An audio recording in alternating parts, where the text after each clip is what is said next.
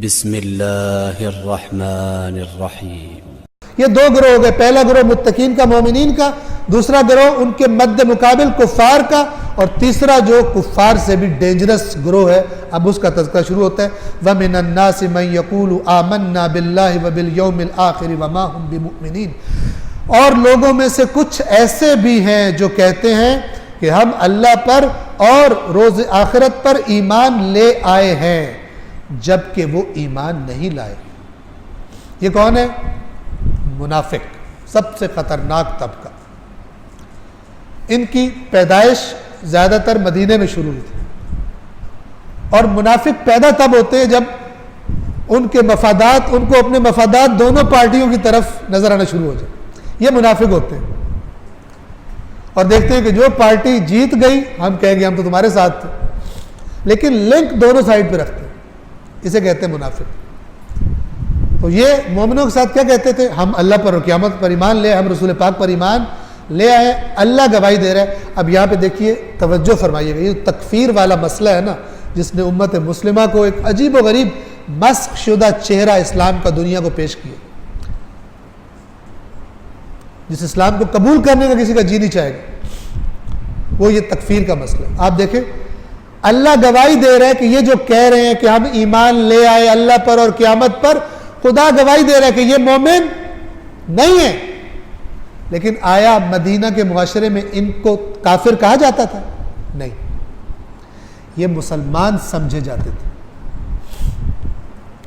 کفر کا فتویٰ اس کو دیا جاتا ہے جو کہے کہ میں کافر، میں نہیں مانتا، ٹھیک ہے؟ یہ منافقین جو قرآن نے جن پر سٹیمپ لگایا ہے کہ یہ کافر ہے،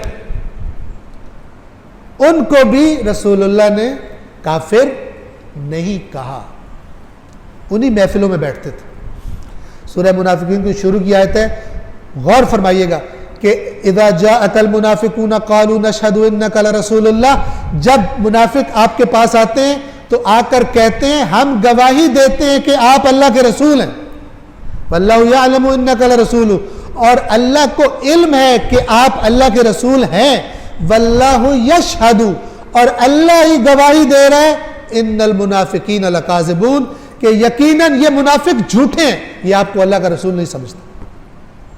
لیکن پھر بھی ان کے کفر کا فتویٰ دیا یا نہیں دیا؟ نہیں دیا۔ کفر کا فتویٰ ایک بڑی خطرناک اور بہت بڑی چیز ہے۔ آج کل تو جو اینٹ اٹھاؤ نیچے سے کفر کا فتویٰ نکل آتا ہے، ٹھیک ہے نا؟ وہاں مدینے میں جن کے کفر کی گواہی قرآن نے دی ہوئی ہے، ان کو بھی کافر نہیں کہا گیا۔ خوارج کے بارے میں اللہ کے نبی کا فرمان موجود تھا، دین سے اس طرح نکلیں گے جس طرح کمان سے تیر نکل جاتا ہے۔ مولا علی نے خوارج کو کہا کہ یہ کافر ہیں، خوارج نے کہا علی کافر ہو گیا، علی نے نہیں کہا خوارج کافر۔ آج کفر کی فیکٹری، کفر کے فتووں کی فیکٹری کیسے کام کر رہی ہے؟ یہ جو آج کفر کر رہے ہیں یہ وہی خوارج ہے، فکری طور پر انہی خوارج کی اولاد ہے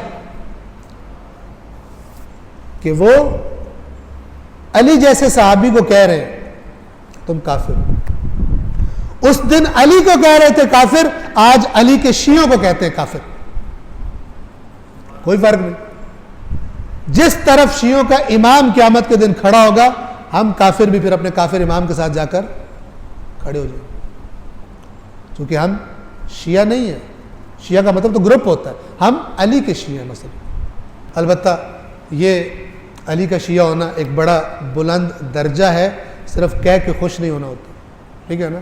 کہہ کے ثابت بھی کرنا ہوتا ہے، اور اس کے لوازمات ہیں، بہت سارے کرنے والے کام ہیں جو انہوں نے خود بتائے ہیں۔ علی اور اولاد علی علیہ الصلوۃ والسلام نے جو خود بتایا، انہوں نے بتایا ہوا ہے یہ کام کرنے والا ہمارا شیعہ نہیں ہوتا۔ وہی شیعہ ہے جس کو وہ کہیں، اور ان معاملات میں ہمیں اپنی اصلاح کی بڑی حد تک ضرورت ہے کہ یہ قرآن کی آیات اسی اصلاح کا کام کرتی۔ لوگوں میں سے کچھ ایسے بھی ہیں جو کہتے ہیں ہم اللہ اور روز آخرت پر ایمان لے آئے، حالانکہ وہ ایمان نہیں لائے، وما ہم بمؤمنین، مومن نہیں ہیں، جھوٹ بول رہے ہیں۔ युखादिऊन अल्लाह, अल्लाह को धोखा दे रहे हैं, वल्लदीन आमनु, और जो ईमान लाए उनको धोखा दे रहे हैं।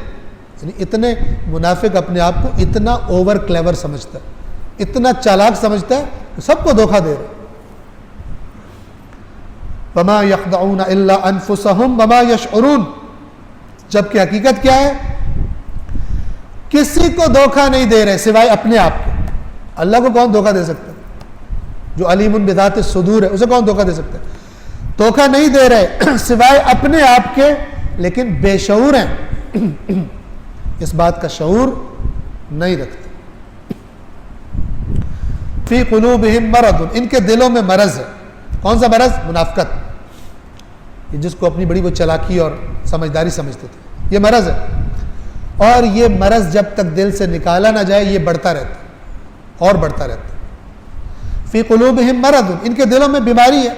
फज़ादहुमुल्लाहु मरदन, अल्लाह ने ये बीमारी और बढ़ा दी है। ये फिर वही बात है जो मैंने पहले मिसाल दी थी। कानून किसने बनाया? अगर बीमारी का इलाज ना किया जाए, बदन को बीमारी लगी, अगर इलाज ना किया तो बीमारी बढ़ेगी, ये कानून किसका बनाया हुआ है? अल्लाह का, जो खालिक है। इसी तरह रूह का खालिक भी अल्लाह है। रूह के बारे में खुदा ने यह कानून बनाया, अगर तुम्हारे अंदर, तुम्हारी रूह में कोई बीमारी है, कि मुनाफिकत उनमें से, रूह की बीमारियों में से एक है, अगर ये बीमारी है, अगर इसका इलाज नहीं करोगे, छुटकारा नहीं पाओगे इससे, तो ये बीमारी बढ़ती जाएगी। ये कुरान कह रहा है। क्यों कह रहे? अल्लाह ने बढ़ा दिया, इसलिए कि कानून साज अल्लाह है। इनके दिलों में बीमारी है, पस अल्लाह ने इनकी बीमारी और बढ़ा दी। और इन वलहुम अज़ाबुन अलीमुन बिमा कानू यक्दिबून, और इनके लिए दर्दनाक अजाब है। किस सबब से? इसलिए कि जो ये झूठ बोला करते थे और धोखा दिया करते थे कि हम तो मुसलमान हो गए। झूठ था, ये मुसलमान नहीं थे।